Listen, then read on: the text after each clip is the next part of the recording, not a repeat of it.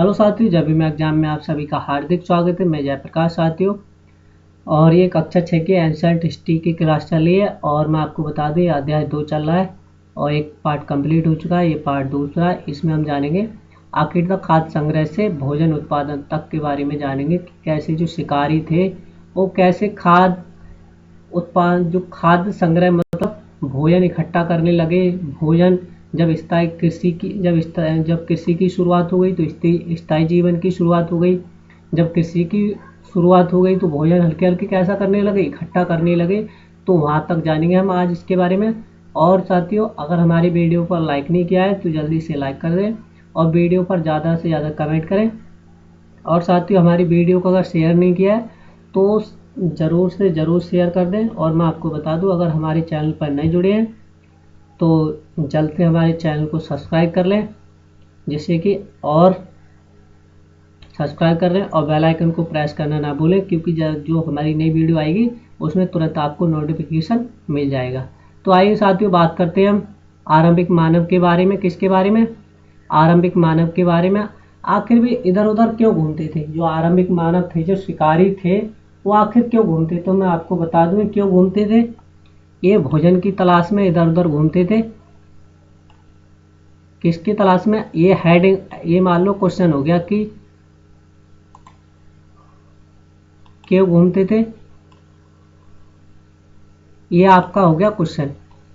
आरंभिक मानव आखिर वे इधर उधर क्यों घूमते थे। तो अब यहाँ से उत्तर लिखना है, तो क्या लिखेंगे? यहाँ से उत्तर लिखेंगे कि इस महाद्वीप में लगभग 20 साल। यहाँ से आपका उत्तर स्टार्ट हो जाएगा। कहाँ से? यहाँ से उत्तर स्टार्ट हो जाएगा। इस महाद्वीप में 20 लाख साल पहले रहा करते थे। इस महाद्वीप में 20 लाख साल पहले रहा करते थे। आज हम उन्हें किस नाम से जानते हैं? आखिर तक खाद्य संग्रह के नाम से जानते हैं। किसके नाम से जानते हैं? आखिर तक खाद्य संग्रह के नाम से जानते हैं। और भोजन का इंतजाम करने की विधि के आधार पर किसकी? भोजन का इंतजाम करने की विधि के आधार पर उन्हें हम किस नाम से पुकारा जाता है? आखिर किस नाम से पुकारा जाता है? तो मैं आपको बता दूं, आखिर तक खाद्य संग्रह के नाम से जाना जाता है। और आमतौर पर खाने के लिए वे जंगली क्या करते थे? तो मैं आपको बता दूं,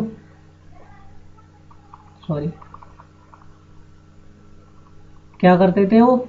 तो मैं आपको बता दूं, ये है, वे जंगली जानवरों का शिकार करते थे, मछलियां पकड़ते थे, चिड़ियां पकड़ते थे, फल फूल मूल दाने तथा पौधे पत्तियां अंडे इकट्ठा किया करते थे। क्या करते थे? भोजन को इकट्ठा करते थे। और इन्हें इसीलिए उन्हें क्या कहा जाता था? तो उन्हें कहा जाता था आखिर तक खाद्य संग्रह के नाम से जाना जाता। आखिर तक खाद्य संग्रह कहा जाता था। अगर हेडिंग लिखना है तो यहाँ से लिखेंगे, इस महाद्वीप में जो व्यक्ति या लोग मानव रहते होंगे उसे किस नाम से जाना जाता है? तो आखिर तक खाद्य संग्रह के नाम से जाना जाता है। इन क्वेश्चन हेडिंग नंबर 1 हो गया यहाँ से। फिर हेडिंग नंबर 2 यहाँ से, भोजन का इंतजाम करने की विधि के आधार पर उन्हें किस नाम से पुकारा जाता था? तो आखिर तक खाद्य संग्रह के नाम से पुकारा जाता था। और मैं आपको बता दूं, हेडिंग नंबर 3, आखिर तक खाद्य संग्राहक समुदाय के लोग एक जगह से दूसरी जगह घूमते रहते थे। ऐसा करने के कई कारण थे, जैसे भोजन की तलाश में, पानी की तलाश में, शिकार की तलाश में इधर उधर घूमना।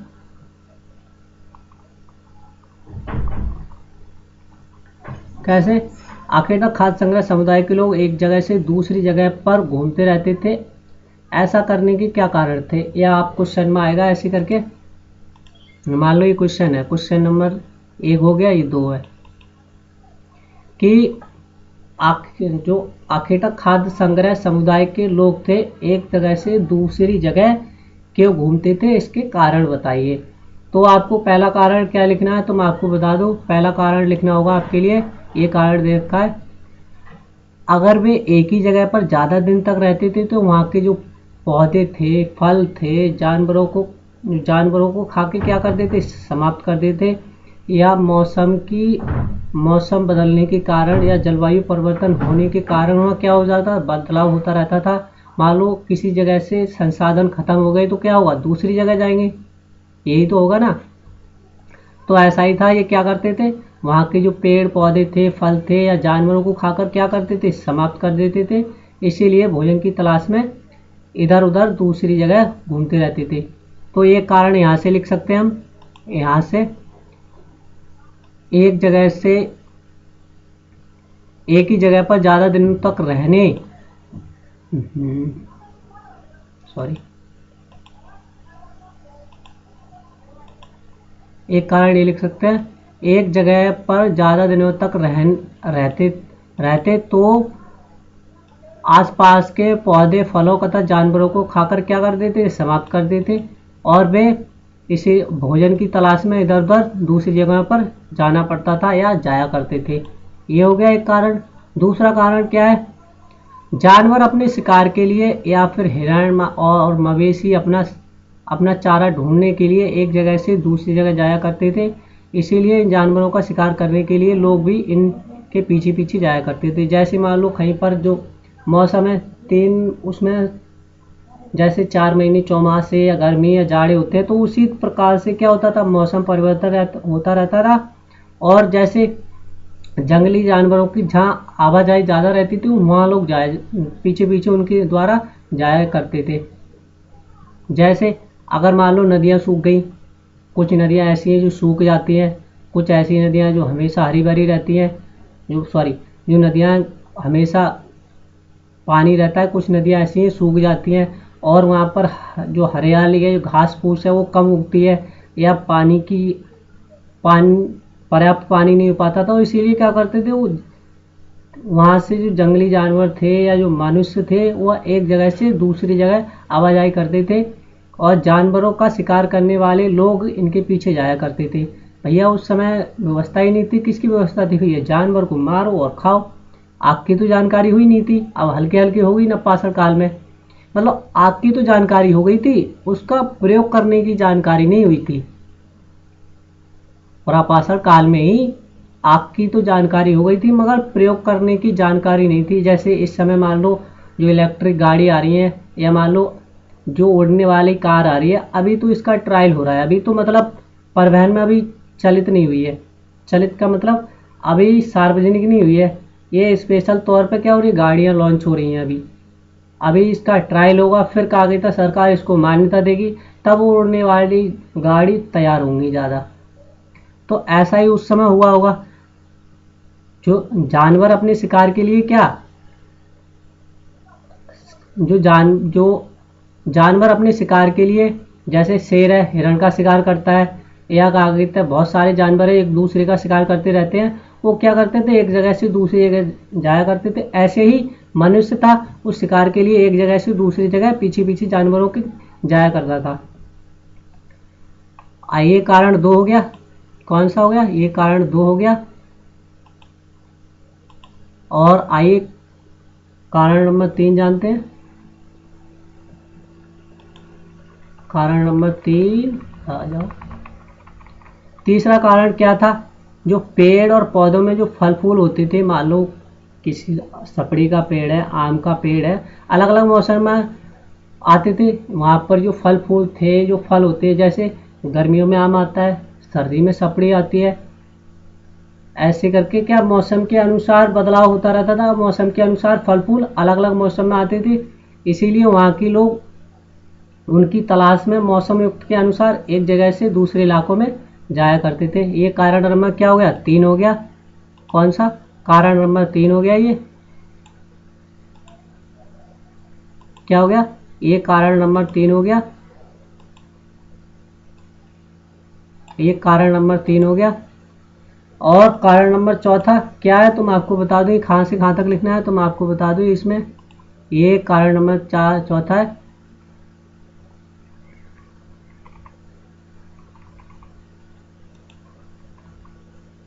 ये आपका, अभी 1 सेकेंड रुकना, ये कारण नंबर क्या है, 4। चौथा कारण ये कि पानी के बिना किसी भी प्राणी या मनुष्य का जीवन तो संभव है नहीं। चाहे पेड़ हो पौधे हो, जब तक उन्हें जल नहीं मिलेगा, पानी नहीं मिलेगा, तब तक वो रहना संभव तो है नहीं। इसीलिए तो कहते हैं जल ही जीवन है। चौथा कारण यह है कि पानी के बिना किसी भी प्राणी या पेड़ पौधे का जीवित रहना संभव नहीं होता है। पानी झीलों, झरनों तथा नदियों में ही मिलता है। और यद्यपि कई नदियां, मैंने बताया था कि कई नदियां और झीलों का पानी कभी कभी सूखता नहीं है, और कुछ नदियां और कुछ झीलों और नदियों में पानी क्या जाता है, बारिश के बाद मिल जाता है, बाद में मिल जाता है। और इसलिए ऐसी झीलों और नदियों के किनारे बसे लोगों को सूखे मौसम में पानी की तलाश में इधर उधर जाना पड़ता है। कुछ नदियां होती हैं जो सूख जाती हैं मौसम के अनुसार, जैसे गर्मियों में सूख जाती हैं, बारिश नहीं हुई तो जो पानी है वो भी सूख गया। और कुछ नदियां ऐसी हैं जो बारिश के कारण हमेशा उनमें पानी रहता है। तो क्या होता था, जो मानव था वो किसके किनारे बसे थे, झीलों नदियों के किनारे बसे थे। और वहां से क्या होता था, जब जो जानवर थे पानी पीने आएगा तो उसका शिकार भी आसानी से कर सकते हैं। इसीलिए मनुष्य किसके किनारे ज़्यादा रहते थे, नदियों के किनारे ज़्यादा रहते थे, नदियों और झीलों के किनारे ज़्यादा रहते थे।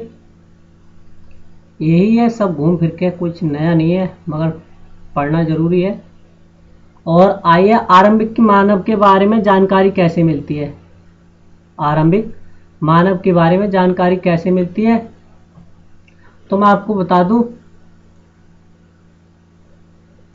ये हेडिंग हो गई आपकी, क्या हेडिंग नंबर, क्वेश्चन नंबर 3, क्या ये क्वेश्चन नंबर आपका 3 हो गया।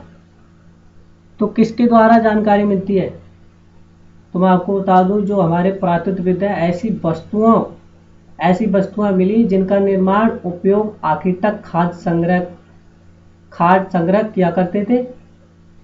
कौन, जो आखेटक थे, शिकारी थे, क्या करते थे, खाद्य संग्रह करते थे, भोजन इकट्ठा करते थे। और ये संभव है कि लोग अपने काम के लिए पत्थर, लकड़ियां तथा हड्डियों के औजार बनाए होंगे उन्होंने। इसमें से पत्थर के औजार आज भी बचे हैं। आरंभिक मानव के बारे में जानकारी कैसे मिलती है, तो ये यहाँ से क्या हो गया, आपका उत्तर हो गया। कहाँ से, यहाँ से, ये आपका हो गया उत्तर, ये आपका हो गया उत्तर, ये आपका हो गया उत्तर, क्या हो गया, आपका उत्तर हो गया। तो ये क्या था, तो मैं आपको बता दूं, पुरातत्वविदों को कुछ ऐसी वस्तुएं मिली जिनका निर्माण तथा उपयोग आखिर तक खाद्य संग्रह किया करते थे। ये संभव है कि लोगों ने अपने काम के लिए पत्थर, लकड़ियां, हड्डियों के औजार बनाए। इनमें से जो पत्थर के औजार है वो आज भी बचे हुए हैं, क्योंकि पत्थर इतनी जल्दी गल थोड़ी जाएगा। जैसे सूती कपड़ा था, उस समय प्रयोग होता था, तो जो सूती कपड़ा था जिस पे क्या होता था, जो मटका मिला है उस पर सूती कपड़े की डिजाइन मिली हुई थी, जो भिजक है सूती कपड़े की, उस पर डिजाइन मिली हुई थी, सूती कपड़े की छाप की डिजाइन मिली हुई थी। तो इसका मतलब अंदाजा लगाया जा सकता है कि उस समय लोग सूती कपड़े का प्रयोग करते थे। अब सूती कपड़ा 20,000 साल तक तो रहेगा नहीं, क्योंकि गल जाएगा, मगर जो औजार हैं, पत्थर के औजार हैं, वो तो बच सकते हैं, तो वही बचे हुए हैं। और इनमें से कुछ औजारों का उपयोग फल फूल काटने मतलब पेड़ पौधे, फल काटने, हड्डियां तथा मांस काटने तथा पेड़ों की छाल, जानवरों की खाल उतारने के लिए किया जाता था। और कुछ के साथ हड्डियां तथा या लकड़ियों के जो मुट्ठे होते थे, बंडल होता, मुट्ठे लगाकर, मतलब हत्ती वाला, जैसे हसिया नहीं होता है घर का, उसमें मुठिया होती काट की, वैसे, और मुट्ठा लगाकर भाले और बाढ़ जैसे हथियार क्या किए जाते थे, तैयार किए जाते थे। कुछ औजारों से लकड़ियां काटी जाती थी, और लकड़ियों का उपयोग ईंधन के साथ साथ झोपड़ी और औजार बनाने के लिए किया जाता था। किसका, जो औजार मिलते हैं उनका प्रयोग किसके लिए किया जाता था, जो कुछ तो हड्डियों के औजार मिले हैं, कुछ पत्थरों के औजार मिले हैं, और जो लकड़ियां थी उनका उपयोग किसके लिए किया जाता था, तो ईंधन के साथ साथ जैसे ईंधन के साथ साथ मतलब आग जलाने के लिए और झोपड़ी बनाने के लिए, किसकी झोपड़ी बनाने के लिए भी और औजार बनाने के लिए लकड़ी का प्रयोग किया जाता था। फिर आगे चलते हैं। ये आप देख सकते हैं, ये आप चित्र 1 में देख सकते हैं। पत्थर के औजार का उपयोग जो बाएं है, इंसान के खाने योग्य जड़ों को गोदने के लिए किया जाता है। ये जड़ है वो गोदी जा रही है, ये क्या है, इसके द्वारा सुम्मी जैसी है। और मैं आपको बता दूं दूसरी तरफ दूसरा क्या है, जो जानवरों की खाल से क्या बनाए जाते थे, वस्त्र बनाए जाते, तो इस आकार की क्या होती थी, सुम्मी होती है, सुम्मी आकार की होती थी ये। फिर आइए, अब रहने की जगह निर्धारित जो साक्ष्य मिले हैं वो कहाँ से मिले हैं, तो मैं आपको बता दूं, ये लाल त्रिकोण स्थान की जो प्राचीन स्थल है, प्राचीन स्थल किसे कहा जाता है, जहां पर आकेटा खाद्य संग्रह के रहने के प्रमाण मिले हैं। पुरास्थल वह जगह है जहां पर आकेटा खाद्य संग्रह के होने के प्रमाण मिलते हैं, उसे क्या कहा जाता है, पुरास्थल कहा जाता है। इसके अलावा खाद्य संग्रह कई स्थानों पर रहते थे, जैसे बुरझोम है, मेहरगढ़ है, और आपका आ जाओ ये आपके प्रापाषण में कुरनूल की गुफाएं हैं, ये जम्मू कश्मीर में, और भीमबेटका की गुफाएं। इधर आ जाओ आप, ये तीर का चिन्ह है, ये प्रापाषण काल है, हुस्गी है, क्या हुस्गी। और ये नपाषण काल में पुरास्थल है, तो कौन कौन से हैं, बुरझोम है, मेहरगढ़ है, कोल्डी हवा है, और महागढ़ है, और चिराग है। इधर आ जाओ दाओ ओजली हेडिंग, और आपके इधर आ जाओ वल्लूर है, पेयमपल्ली है। ये क्या है, नपाषण कालिक प्रस्थल है। और महापाषणिक प्रस्थल कौन से हैं, तो ये आपकी जो ग्रीन में है, ये आपके महाप्रापाषणिक स्थल है। और आरंभिक गांव, ये तीर का चिन्ह इनाम गांव है, क्या है, इनाम गांव आरंभिक स्थल है। और आपका आ जाओ इधर, और आ जाओ आप इधर, ये आपके आ गया जो भीमबेटका की गुफाएं आधुनिक कहाँ पड़ती हैं, मध्य प्रदेश में पड़ती हैं।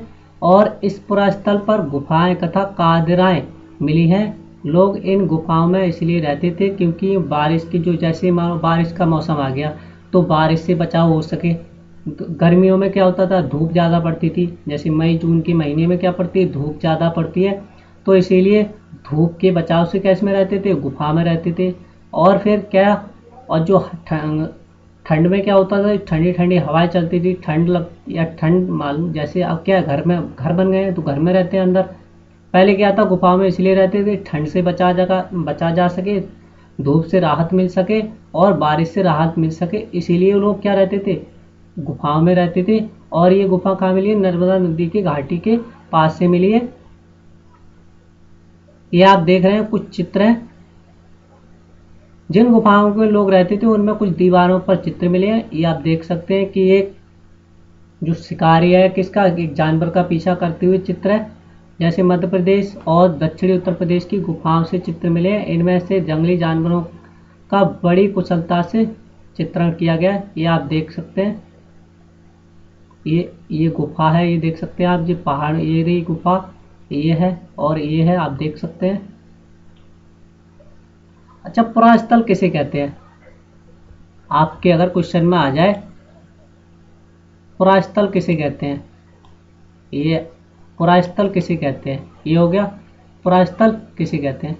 तो पुरास्थल उस स्थान को कहते हैं जहां पर औजार, बर्तन, इमारतों जैसी वस्तुओं के अवशेष मिलते हैं ऐसी वस्तुओं का निर्माण लोगों ने अपने काम के लिए किया था, किसके लिए, अपने काम के लिए किया था, और बाद में वे क्या कर गए, वहीं छोड़ गए। और ये जमीन के ऊपर थे, अंदर थे, कभी कभी समुद्र और नदी के तल पर भी पाए जाते हैं। और इन पुरास्थलों के बारे में आपको अगले अध्याय में बताया जाएगा। मतलब पुरास्थल किसे कहते हैं, जो वहाँ के जो मतलब जो वहाँ से जो मानव था जहाँ औजार यूज किए, बर्तन बनाए, इमारतें जैसी वस्तुओं के अवशेष मिले और वह वैसी मतलब निर्माण किया और वस्तुओं का निर्माण लोगों ने अपने काम के लिए किया और वहीं की वहीं उन वस्तुओं को छोड़कर चले गए, क्योंकि क्या थे वे घुमक्कड़ थे, एक जगह से दूसरी जगह खाने की तलाश में, भोजन की तलाश में, शिकार की तलाश में इधर उधर जाया करते थे। तो ये तो हो गया प्रस्थल। अब आगे अब चलते हैं आग की खोज। किसकी? आग की खोज के बारे में। तो मैं आपको बता दूं जो आग की खोज है, किसकी? आग की खोज के बारे में चलते हैं। तो एक कुरनूल गुफा है जहाँ पर ये राख के अवशेष मिले हैं। कहाँ पर? कुरनूल आंध्र प्रदेश में पड़ता है। और वहाँ की गुफा से क्या मिले हैं? अच्छा, अगर पेपर में आए कि सर्वप्रथम आग के साक्ष्य कहाँ मिले हैं या आग की गुफा के साक्ष्य कहाँ मिले हैं, तो आपको लिखना होगा कहाँ से मिले हैं। तो मैं आपको बता दूं कहाँ से मिले हैं। तो कुरनूल की गुफा से आग के अवशेष मिले हैं और इसका आरंभिक लोग यहाँ आग जलाना सीख गए थे। किसका? आग का इस्तेमाल करना सीख गए थे और इसके लिए इस्तेमाल करना सीख गए थे और कई कार्य के लिए किया जाता था, जैसे प्रकाश के लिए, जंगली जो खतरनाक जानवरों बचाव के लिए, मांस भूनने के लिए आग का प्रयोग किया जाता था। अब मैं आपको बता दूं यहाँ से क्या होता है, नवपाषाण काल की शुरुआत हो चुकी थी, कृषि की शुरुआत हो चुकी थी और मानव द्वारा पहले क्या उगाया गया था? तो जौ उगाया गया था, खाया गया था गेहूँ, क्योंकि जो जौ था वो किस में प्रयोग होता था, मतलब ये माना जाता है कि जो जौ का प्रयोग होता था वो धार्मिक कार्य के लिए जौ का प्रयोग होता था। अस्थायी जीवन की शुरुआत हो चुकी थी, आग के उपयोग की जानकारी भी हो चुकी थी, कुंभकारी का भी ज्ञान हो चुका था। कुंभकारी का अर्थ है डिजाइन, मतलब चित्रकला का आविष्कार हो चुका था, क्योंकि कई जगह से क्या मिले हैं? चित्रकला को, उसके पेंटिंग के चित्र मिले हैं या चित्रकारी, वो मान लो क्या मिले हैं? चित्रकला, उसके जो जानवरों को पीछा करते हुए व्यक्ति का चित्र मिला है। ऐसे बहुत मतलब कुंभकारी का ज्ञान हो चुका था और पहिए का आविष्कार भी हो चुका था उस समय। तो आइए जानते हैं नाम और तिथियां। नाम और तिथियों के बारे में जानते हैं। किसके बारे में? नाम और तिथियों के बारे में जानते हैं। नाम और तिथियों के बारे में तो हम जिस काल के बारे में पढ़ रहे हैं, पुरातत्वविदों ने उनके बड़े बड़े नाम रखे। जैसे आरंभिक काल को प्रापाषाण काल कहा गया। क्या कहा गया? प्रापाषाण काल कहा गया या कहते हैं। और ये दो शब्दों से, जैसे पुरा का मतलब क्या होता है? प्राचीन, और पाषाण का मतलब होता है पत्थर से बना हुआ। ये नाम प्रस्थलों से प्राप्त पत्थर के औजारों के महत्व को बताता है। किसको बताता है? ये प्रस्थलों से प्राप्त पत्थरों के औजारों के महत्व को बताता है, जो प्रयोग किए गए पत्थर के औजारों को। प्रापाषाण काल लगभग 20 साल पहले से लेकर कितना 12,000 साल के दौरान माना जाता है और इस काल को 3 भागों में विभाजित किया गया है। कितने भागों में विभाजित किया गया है? तो 3 भागों में विभाजित किया गया है। कौन कौन से हैं? तो प्रापाषाण काल है, मध्यपाषाण काल है और नवपाषाण काल है। और मैं आपको बता दूं तीनों के साक्ष्य कहाँ से मिले हैं। तो मैं आपको बता दूं ये मिर्जापुर उत्तर प्रदेश से मिले हैं। यहाँ पर प्रापाषाण काल औजार के भी साक्ष्य मिले, मध्य प्रदेश औजार के भी साक्ष्य मिले, जो मध्यपाषाण काल औजार के भी साक्ष्य मिले और नवपाषाण काल औजार के भी साक्ष्य प्राप्त हुए हैं। कहाँ से? ये आपके मिर्जापुर। और बेलन नदी घाटी मिर्जापुर अस्थि निर्मित मातृ देवी की क्या मिली है? प्रतिमा भी प्राप्त हुई है। कहाँ से? ये प्राप्त हुई है आपकी मिर्जापुर से। और मैं आपको बता दूं ये नाम प्रस्थलों से प्राप्त पत्थर के औजार को महत्व को बताता है। ये लगभग 20 लाख से क्या लेकर कितना तक है? तो 12,000 साल तक माना जाता है और इस काल को 3 भागों में विभाजित किया। आरंभिक को मध्य एवं उत्तर पाषाण युग कहा जाता है और मानव इतिहास की लगभग 99% कहानी इस काल के दौरान घटित हुई है। किस काल के दौरान? तो मैं आपको बता दूं उत्तर और मध्य काल के दौरान घटित हुई है। जिस काल में हमें पर्यावरण बदलाव मिलते हैं उसे क्या कहते हैं हम? स्थित कहते हैं, यानी मध्यपाषाण युग कहते हैं। क्या कहते हैं? मध्यपाषाण युग कहते हैं। और मध्यपाषाण काल में क्या हुआ था, जो औजार थे वो कहते थे छोटे छोटे थे, सूक्ष्म औजार थे। और पशुपालन की शुरुआत मध्यपाषाण काल में हो चुकी थी। किसकी?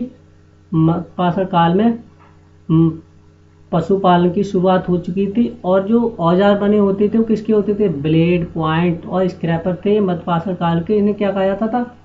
माइकोलिथिक युग कहा जाता था, या लघु महापाषाण कहा जाता था। लघु पाषाण युग कहा जाता था। इस काल के पाषाण औजार आमतौर पर बहुत छोटे होते थे। सूक्ष्म का मतलब क्या होता है? छोटे होते थे। इन्हें माइकोलिथिक यानी लघु पाषाण कहा जाता था। इन औजारों में हड्डियां तथा लकड़ियों के मुट्ठे लगे हंसिया, आरी जैसे औजार मिलते थे। और साथ साथ प्रापाषाण युग वाले औजार भी इस दौरान पाए जाते रहे हैं। आगे चलते हैं। इस युग की शुरुआत लगभग 10,000 साल पहले से होती है। जिसका टाइम है कितना? 10,000 साल पहले। 10,000 साल से लेकर कितना? 4,000 साल तक है। और इसे नवपाषाण युग कहा जाता है। क्या कहा जाता है? इसे नवपाषाण युग कहा जाता है। और इसकी शुरुआत कहाँ से कब तक है? तो 10,000 साल से लेकर 1,000 साल तक माना गया है। और इसे नवपाषाण युग कहा जाता है। नवपाषाण युग का मतलब क्या होता है? तो इसमें क्या होता? कृषि की शुरुआत हो चुकी थी नवपाषाण युग में। स्थायी जीवन की शुरुआत हो चुकी थी। आग की जानकारी हो चुकी थी। कुंभकारी का ज्ञान हो चुका था। और मैंने आपको बताया था जो औजार होते थे कैसे होते? सिलेट पत्थर के औजार होते थे। और जो स्थल है वो कहाँ है? बलूचिस्तान पाकिस्तान में है। मेहरगढ़ से यहाँ नवपाषाण काल के साक्ष्य मिले हैं। कहाँ से? पाकिस्तान के बलूचिस्तान मेहरगढ़ से नवपाषाण काल के साक्ष्य मिले हैं। और मैं आपको बता दूं 7,000 ईसा पूर्व में किसके साक्ष्य मिले हैं? तो कृषि के साक्ष्य मिले हैं पुरानी खोजों के अनुसार। और पालतू भैंस क्या थी उस समय? तो मैं आपको बता दूं पालतू जानवर था वो क्या थी? सर्वप्रथम भैंस माना गया है। और वैसे सबसे मतलब प्राचीनतम पालतू जानवर क्या है? तो कुत्ता है। क्या है? कुत्ता है। आइए साथियों, बदलती हुई जलवायु। बदलती हुई जलवायु लगभग 12,000 साल पहले की दुनिया में सबसे बड़े बदलाव आए और गर्मी बढ़ने लगी। इसके परिणाम स्वरूप कई क्षेत्रों में घास वाले मैदान बनने लगे। किसके? घास वाले मैदान बनने लगे। मतलब जो मौसम था वो गर्म होने लगा। और जो बर्फ थी वो धीरे धीरे पिघलने लगी। और फिर क्या हुआ? जलवायु परिवर्तन होता चला गया और घास के मैदान उगने लगे। और फिर इससे क्या हुआ? जो हिरण थे, बारहसिंगा थे, मतलब जो जंगली जानवर थे, उन जानवरों की संख्या की बढ़ोतरी हुई। और फिर घास खाकर क्या रहने लगे? वो जिंदा रहने लगे। जब भोजन ही नहीं मिलेगा तो आदमी या जानवर सही या व्यक्ति सही कोई जिंदा रह सकता है? नहीं रह सकता है ना। फिर क्या है? ऐसे ही समझ लो, भोजन जब घास उगने लगी तो जो वहाँ जंगली जानवर थे वो भी धीरे धीरे उनकी जनसंख्या में क्या होने लगी? वृद्धि होने लगी। और जो लोग इन जानवरों का शिकार करते थे वे इनके पीछे आए और इनके खाने पीने की आदतें और प्रजनन के समय की जानकारी हासिल करने लगे। और हो सकता है कि तब लोग इन जानवरों को पकड़कर अपनी ज़रूरत के अनुसार पालने की बात सोचने लगे। और साथ ही इस काल में जो मुख्य नवपाषाण काल में जो मुख्य भोजन का स्रोत था वो क्या था? वो मछली था। क्या था? मछली था। क्या था? मछली थी। फिर खेती और पशुपालन की शुरुआत। मैंने बताया था नवपाषाण काल में खेती और पशुपालन की शुरुआत हो चुकी थी। जब स्थायी जीवन की शुरुआत कैसे हुई? जब खेती स्टार्ट हो गई तो पशुपालन की शुरुआत हो गई। क्योंकि जब खेत जोतने के लिए किसकी जरूरत पड़ती है? बैल की जरूरत पड़ती है, या जानवर से कोई समझ लो, बैल समझ लो, सांड समझ लो, कुछ भी। तो उसको खेत जोतने के लिए किसकी जरूरत पड़ती है? जानवरों की जरूरत पड़ती है। और जानवरों को पालना सीखना शुरू कर दिया उन्होंने तो खेती की शुरुआत हो गई। फिर खेती की शुरुआत हो गई तो स्थायी जीवन की शुरुआत हो गई। फिर क्या करने लगे? धीरे धीरे खाद्य संग्रह होने लगे और भोजन को इकट्ठा करने लगे समय के अनुसार। इस दौरान उपमहाद्वीप के भिन्न भिन्न इलाकों में गेहूं, जौ, धान जैसे अनाज प्राकृतिक रूप से उगने लगे थे और शायद महिलाएं थीं, पुरुष और बच्चों ने इन अनाजों को भोजन के लिए बटोरना शुरू कर दिया होगा और साथ ही भी ये भी सीखने लगे होंगे कि ये अनाज कहाँ उगते हैं और कब पककर तैयार होते थे। ऐसा करते करते लोग इन अनाजों को खुद पैदा करना सीख लिया होगा और फिर क्या हुआ, इस प्रकार धीरे धीरे क्या बन गए, कृषक बन गए। जैसे कुछ पेड़ है या पौधा लगाया आपने, गेहूं के दाने, अब वो धीरे धीरे उगाए, अरे ये तो कुछ नया ही है, तो फिर हल्के हल्के क्या हुआ, ऐसे ही समय दर क्या हो गए, वो फसल उगाने लगे और क्या फिर कहलाए, वो कृषक बन गए या कृषक कहलाए। इसी तरह लोग अपने घरों के आसपास चारा रखकर जानवरों को आकर्षित करते थे, उन्हें क्या बना दिया, पालतू बना दिया फिर। और सबसे पहले जिस जानवरों को पालतू बनाया था वो क्या था, तो मैं आपको बता दूं, सबसे पहले क्या बनाया था, ये कुत्ता बनाया था। क्या बनाया था, कुत्ता बनाया था। क्या बनाया था, कुत्ता। और धीरे धीरे लोग भेड़, बकरी, सुअर जैसे जानवरों को अपने घर के नज़दीक आने को उत्साहित करने लगे और ऐसे जानवर झुंड में रहते थे और ज़्यादातर घास खाते थे। अक्सर लोग उन अन्य जंगली जानवरों के आक्रमण से उनकी सुरक्षा किया करते थे। जो वहाँ के व्यक्ति थे जो जानवर को पालने लगे धीरे धीरे, तो उनकी जंगली जानवरों से जो खतरनाक जानवर थे उनसे क्या करते थे, उनकी क्या करते थे, सुरक्षा करते थे या देखभाल करते थे। और इस तरह वो धीरे धीरे क्या कहलाए, फिर पशुपालक बन गए या पशुपालन करता कहलाए। फिर आ जाओ बसने की प्रक्रिया। लोगों द्वारा पौधे उगाने और जानवरों की देखभाल करने को बसने की प्रक्रिया का नाम दिया गया। किसके द्वारा, बसने की प्रक्रिया। बसने की प्रक्रिया का अर्थ क्या है, ये आप समझाइए या बताइए। क्वेश्चन ऐसे आ सकता है, लोगों द्वारा भोजन उगाने और जानवरों की देखभाल करने की प्रक्रिया को क्या कहा जाता है, तो बसने की प्रक्रिया कहा जाता है। अपनाए गए ये पौधे तथा जानवर अक्सर जंगली पौधे तथा जानवरों से भिन्न होते थे और इसकी वजह यही है कि बसने की प्रक्रिया की दशा में अपनाए गए पौधों या जानवरों का लोग क्या करते थे, चयन करते थे। जैसे कुछ लोगों ने ये देख सकते हैं, दांत है, ये क्या है, दांत है, जंगली जानवर के दांत है ये। अब ये तो नहीं पता किसके दांत है, मगर दांत है ये। एक नवीन जीवन शैली तो मैं आपको बता दूं, कुछ पौधे के बीज बोकर देखो, और ये तो अनाज के बारे में बताया गया है। अब बात करते हैं चलते फिरते जानवर क्या थे, चलते फिरते क्या थे, खाद्य भंडार थे। क्या थे, जो जानवर थे वो क्या थे, चलते फिरते खाद्य भंडार थे। तो जानवर बच्चे देते हैं, जो जानवर थे, मान लो बकरी है, क्या देती है, बच्चा देती है, भैंस है वो भी बच्चा देती है। तो ऐसे क्या थे, उनकी जनसंख्या में क्या हुई, बढ़ोतरी हुई। जंगली जानवरों की या जो जानवर थे उनकी संख्या में क्या हुई, बढ़ोतरी, और आगे चलकर क्या की गई, उनकी देखभाल की गई और तो उनकी संख्या में और क्या हो गया, बढ़ोतरी होती चली गई। मान लो भैंस से क्या मिला, हमें दूध प्राप्त हुआ, दही प्राप्त हुआ, बहुत सारे मतलब खाद्य पदार्थ हमें प्राप्त हुए। तो यही बताया गया कि जो जानवर थे बच्चे देते थे, उनकी जनसंख्या बढ़ती है और फिर अगर जानवरों की देखभाल की जाए तो उनकी जनसंख्या तो बढ़ती ही है, साथ में उनसे क्या मिलता है, हमें दूध भी प्राप्त हो सकता है। और दूध भी प्राप्त हो सकता है, जो भोजन का क्या था, एक अच्छा स्रोत था। और यही जानवरों से हमें क्या मिलता था, मांस मिलता था। मालूम क्या क्या क्या कर दिया, जानवर को मार दिया, जैसे भैंस को, हिरन को मार दिया, बहुत जंगली जानवर उनको मार दिया और क्या मिलता था, उनसे मांस प्राप्त होता। और दूसरे शब्दों में क्या कह सकते हैं, पशुपालन भोजन के भंडार का क्या था, एक तरीका था।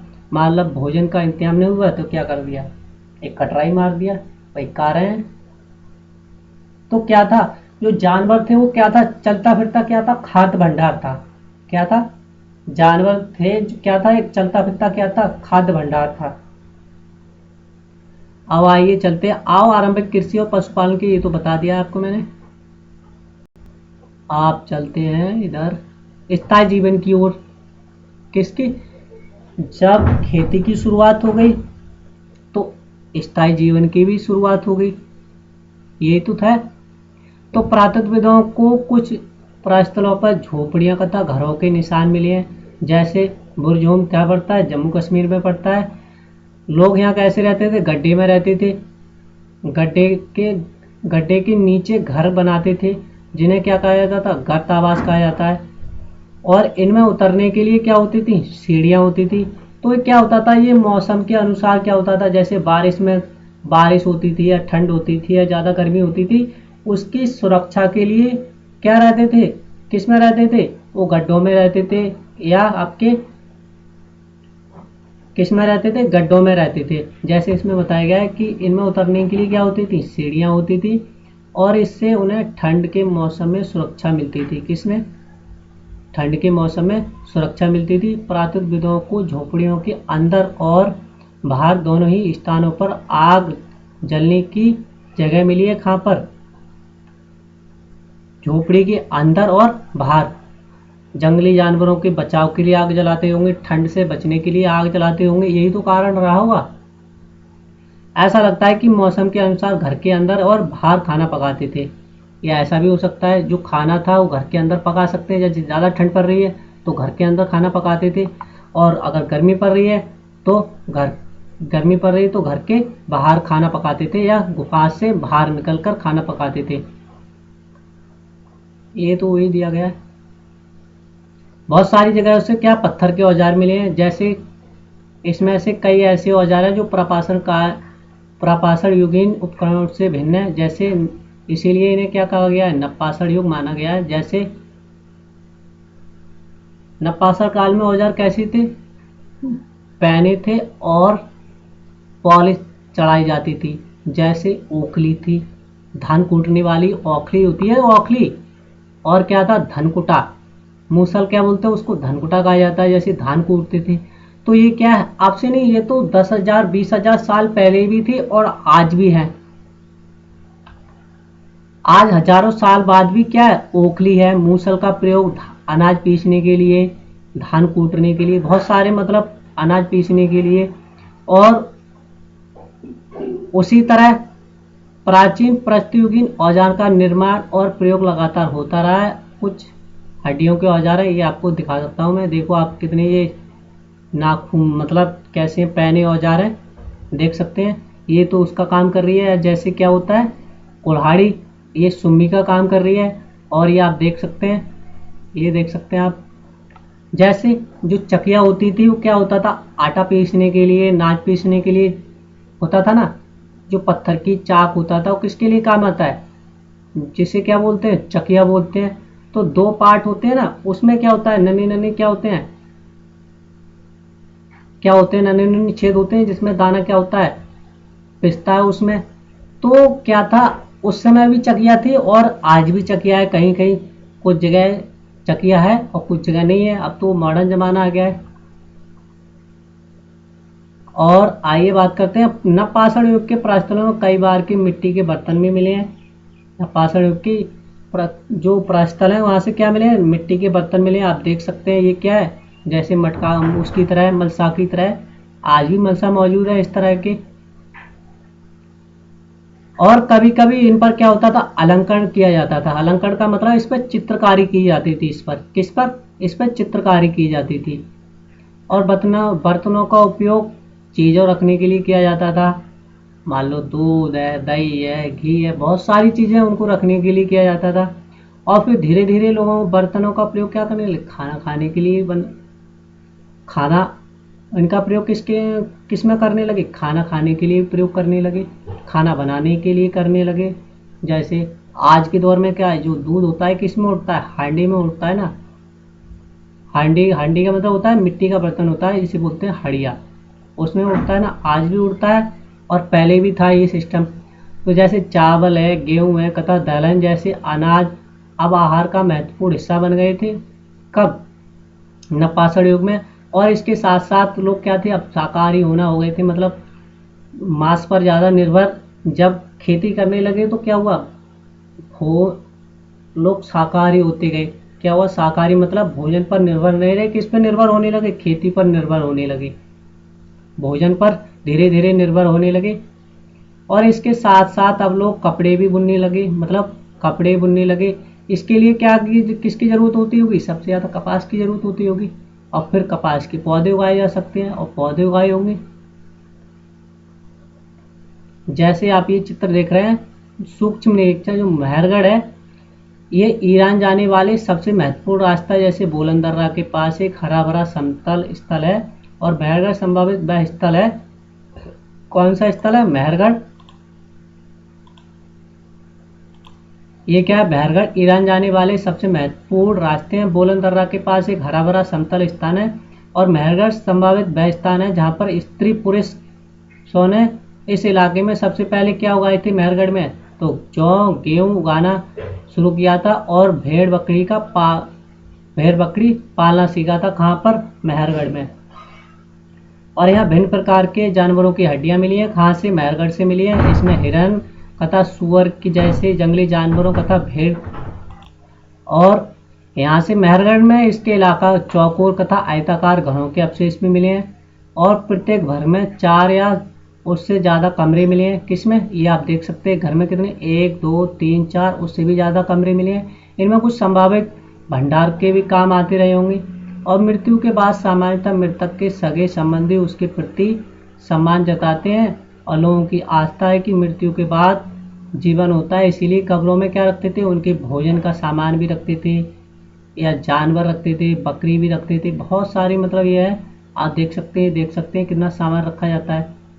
ऐसी कब्र मिली जहाँ पर कब्र में एक मृतक के साथ एक बकरी को भी दफनाया गया था। किसको? एक बकरी को। और ऐसा माना जाता है उसके साथ जो एक व्यक्ति का कंकाल मिला है, उसमें किसको दफनाया गया है? एक कुत्ते को दफनाया गया है। इसमें क्या होता था? इसमें ऐसा माना जाता है कि परलोक में मृतक के खाने का इंतजाम रखा गया होगा। किसमें? कब्र में। ये आप देख सकते हैं, ये क्या है? ये फ्रांस की चित्रकारी है, और मैं आपको बता दूं ये लगभग 20,000 साल पहले से लेकर 10,000 साल के बीच बनाए गए चित्र हैं ये। और आइए चलते हैं क्वेश्चन पर, और मैं आपको बता दूं ये क्वेश्चन नंबर इसका आप करेंगे। इन वाक्यों को पूरा करें। आखिर तक खाद्य संग्रह गुफाओं में इसलिए रहते थे क्योंकि वो ठंड से बच सके, गर्मी मौसम के अनुसार। आखिर तक खाद्य संग्रह गुफाओं में इसलिए रहते थे क्योंकि बारिश से बचा जा सके, ठंड से बचा जा सके, और आपके धूप से और ठंडी हवा से राहत मिलती थी। या आप ऐसे लिख सकते हैं यहाँ पर, बारिश, धूप और हवा से राहत मिलती थी। घास वाले मैदानों का विकास कितने साल पहले हुआ था? तो 12,000 साल पहले घास मैदानों का विकास हुआ। खेती करने वाले लोग एक ही स्थान पर लंबे समय तक क्यों रहते थे? जब खेती की शुरुआत हो गई तो पशुपालन की भी शुरुआत हो गई थी। जब वहाँ पर संसाधन पूर्ण रूप से, मतलब पूर्ण व्यवस्था है, तो वहाँ जल्दी वहाँ से एक स्थान से दूसरे स्थान पर जाने में क्या होती थी? दिक्कत महसूस होती थी, या वहाँ से बिल्कुल ही संसाधन समाप्त हो जाए, पानी है, झीलें, नदियाँ सूख जाए, तब तो वहाँ से दूसरी जगह जाते थे, अन्यथा वहाँ से दूसरी जगह नहीं जाते थे। इसीलिए खेती करने वाले लोग एक ही स्थान पर मौजूद रहते थे, क्योंकि उन पर क्या करने लगे? वो शिकार पर ज़्यादा निर्भर नहीं रहे। किस पर निर्भर होने लगे? खेती पर निर्भर होने लगे। फिर क्वेश्चन नंबर 2, पुरातत्वविद ऐसा क्यों मानते हैं कि मेहरगढ़ के लोग पहले केवल शिकारी थे, बाद में उनके लिए पशुपालन ज़्यादा महत्वपूर्ण हो गया? पुरातत्वविद ऐसा इसीलिए मानते हैं क्योंकि जो मेहरगढ़ के लोग थे वो पहले क्या थे? मतलब क्या थे? खाद्य संग्रह थे, क्या थे? शिकारी थे, एक जगह से दूसरी जगह जाते रहते थे। जब हल्के हल्के क्या हुआ? समय परिवर्तन होता गया, मौसम परिवर्तन या जलवायु परिवर्तन हुआ, तो लोग किस पर परिवर्तित हो गए? किसमें क्या करने लगे? तो सबसे ज़्यादा किस पर निर्भर रहने लगे? खेती पर निर्भर रहने लगे। और फिर जंगली जानवरों का क्या करने लगे? वो पशुपालन करने लगे। जब खेती करने लगे तो जानवरों की ज़रूरत होगी, तो जानवरों की ज़रूरत इसीलिए होगी ना, क्योंकि खेती करने लगे, इसीलिए जानवरों की ज़रूरत होती है। फिर वो हल्के हल्के किस पर? तो सबसे ज़्यादा किस पर निर्भर रहने लगे? वो खेती पर निर्भर रहने लगे। और हल्के हल्के क्या हुए? वो शिकार कम करने लगे, और जानवरों क्या करने लगे? पालने लगे। फिर आया क्वेश्चन नंबर 4 पर।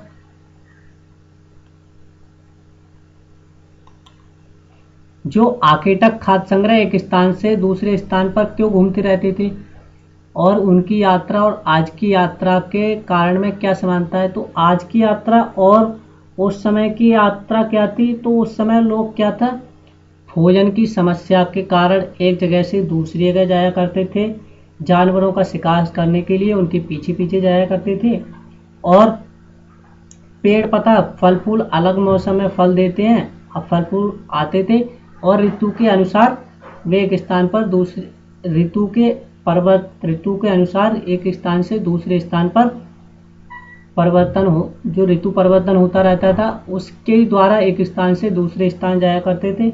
और जो आज की यात्रा है किसके लिए, तो आज की यात्रा किसके लिए, रोजगार की तलाश में, व्यापार की तलाश में, नाते रिश्तेदार से मिलने जाते हैं, तो क्या है, वो भी यात्रा है।